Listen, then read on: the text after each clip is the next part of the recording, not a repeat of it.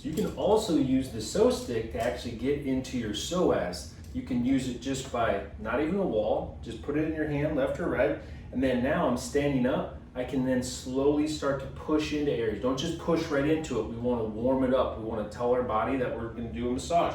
And so I can lightly press here, I can lightly press here, and I can just start to just kind of move around and bring some blood flow to this area to then help get a nice little release.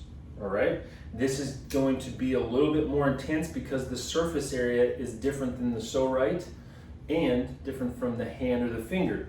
So, but by just standing up, I can be able to press into this area and get a nice little massage. I can also use a wall to press into it and shifting around.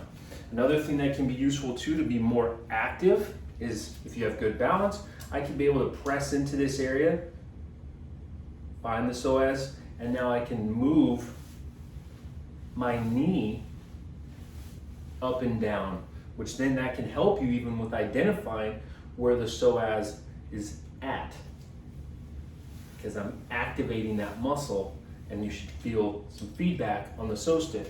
Vice versa, if I'm up against the wall, I can press into it, put my hand here for balance, and I can be able to move my leg.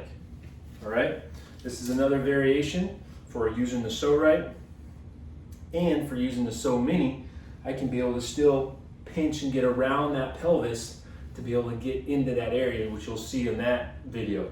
Try this with the PSO-STICK, getting into this area here and just pressing, moving. It's giving you a lot of different options.